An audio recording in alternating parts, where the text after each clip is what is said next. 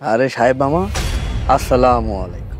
আপনার কথা অনেক শুনছি, আপনি অনেক শক্তিশালী, পরেশগার, ইমানদার মানুষ। আপনার সাথে দেখা খুব ভালো লাগে। দেখা হইছে, মন ভরছে, এবার পথ ছাড়ো। পথ থেকে শরীরে খাড়ানোর লাগে তো দাঁড়ায় নাই মামা। এক কাম করেন, আমার সাবেক মামিরে আমার হাতে সসম্মানে তুইলা দেন, চলে যাই। আপনার লগে বিবাদ করার কোনো ইচ্ছা আমার নাই। আমি নামাজ না পড়তে পারি, কিন্তু অনেক ধর্মভীরু মানুষ। সাদি আমার স্ত্রী, আমার ইজ্জত, আমার সম্মান।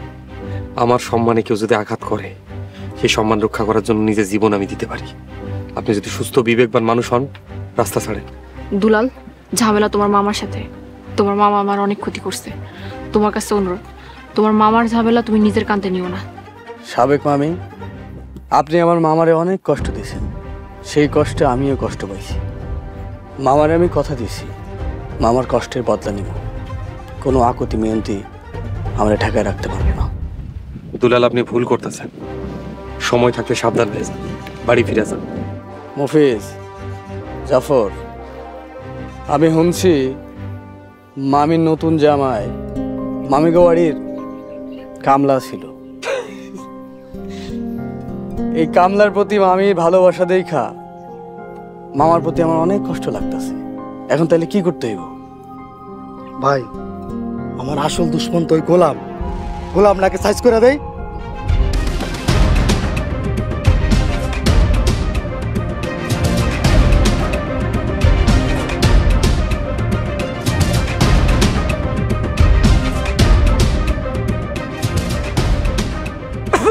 আল্লাহর দোহাই লাগে সাহেব, দুলালরে আপনি হত্যা করেন না। আপনাকে আগেই কইছিলাম, আপনি এখান থেকে চলে যান, রাস্তা ছাড়ে। আপনি বলেন মামার লেগে জীবন দিতে আইছে।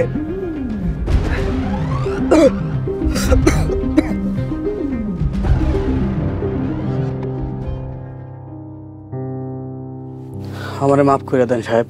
আপনার পরিবার আছে, বাবা মা ভাই বোন আছে, তাদের কথা চিন্তা করে আপনার ছাড়িয়ে দিলাম। নিজের জীবন অনেক মূল্যবান। যান, নিজের বাপ মা পরিবারের কাছে ফিরে যান, ইসলামের আদর্শে জীবন গড়েন। আল্লাহ আপনাকে হেদায়েত দান করুক। দুলাল, বাড়ি ফিরে যাও, আর যদি সম্ভব হয় আর কখনো আমার সাহেবের সামনে পড়ো না।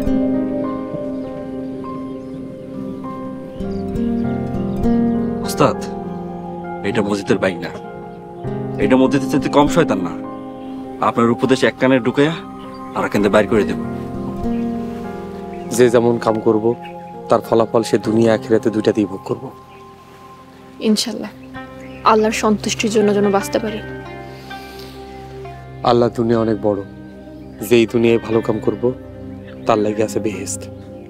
সবচাইতে ছোট বেহেশত কত বড় তুই জানোস লোকমান? যে না ওস্তাদ, আল্লাহ নবী মিরাজে গিয়ে দেখাইছেন সবচাইতে ছোট যে বেহেশত, সেটা আমাকে এই দুনিয়া চাইতে 10 গুণ বড়। হায় আল্লাহ, এত বড়! আমার মনে আপনি হাসতেছেন, এত কষ্ট বিপদের মধ্যে আপনি হাসতেছেন। এত দুঃখ বিপদের মাঝেও সাহেব আল্লাহর পরিসরের কথা ভুলে নেই। মাশাল্লাহ। মাশাল্লাহ। ওস্তাদ, ওর আমরা কি করুম, কই যাবো? পরেরটা পরে দেখা যাইব, আগে গ্যারামটা পার করি।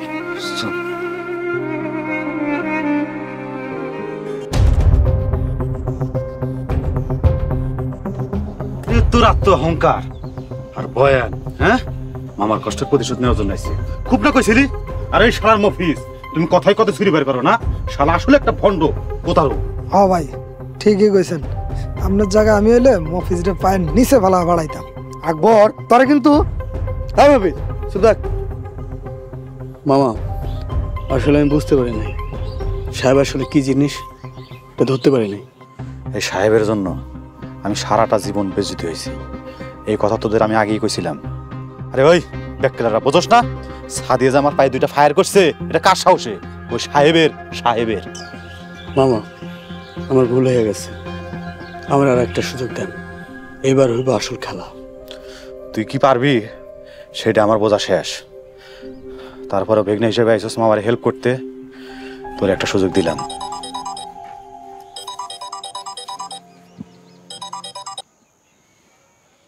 হ্যাঁ মজিদ ভাই, আপনি এখন কোথায়?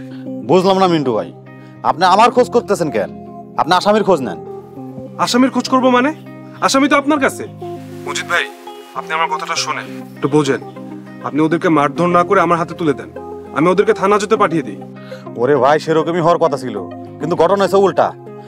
ভাই মনটা ভীষণ খারাপ। আপনি এক কাম করেন, ওই সাদের লোক মানে ধরেন। আসসালামু আলাইকুম। দেখছস তোর জন্য কত বেজ্জিত হইলাম। শুয়ে বসে খেয়ে তোকে চর্বি জমে গেছে না? এখন থেকে কম খাবি। যা যা আমার চোখের সামনে থেকে। সুদ নেওয়ার জন্য আইছে, একটা পালন হয়ে গেছে। ভাই সাহেবের লগে আপনার মতো জানো ইবলিশ পারে না, ওরা পারবো কেমনে? ওরা তো বাচ্চা। আকবর, তুই আমার কাছের লোক আছিলি, তোর প্রতি আমার একটা দরদ আছে। এটা সাদা নিস না, কথা কম খায় আমার সামনে থেকে এখন যা যা।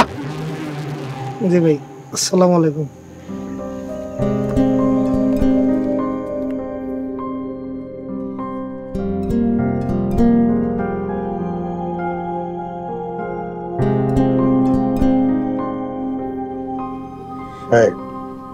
কি বিষয়?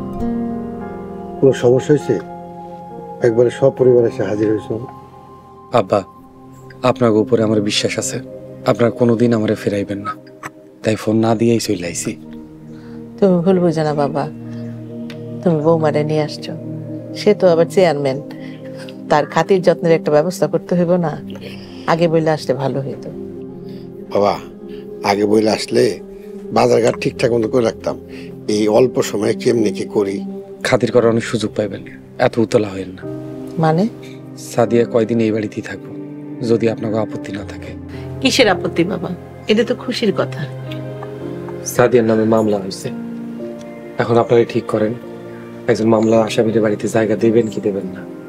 যদি না দেন তাহলে আমি এখনই চলে যাব।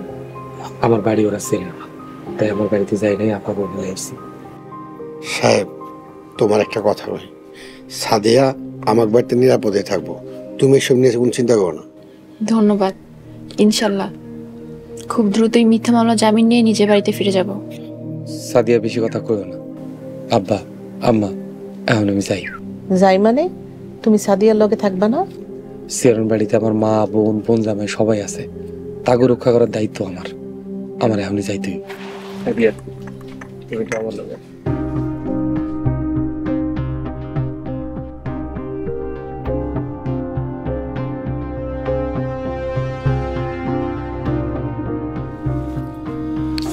ওনারা খুব ভালো মানুষ, তুমি ওগুলোকে ভালোই থাকবা। সারাদিন যেহেতু কাজকর্ম নাই, কিভাবে বন্দি করে দিন কাটাবো। ইনশাল্লাহ আমি সবই জানি। তুমি সাবধানে থাকো, তোমার যদি কিছু হয়। আল্লাহ ভরসা ছিলাম, আল্লাহ ভরসা, আল্লাহর কাছে তওবা কর। আসি। তোমারে তার রাখতে পারবো না, তুমি সাবধানে যাইও। ফি আমানিল্লাহ।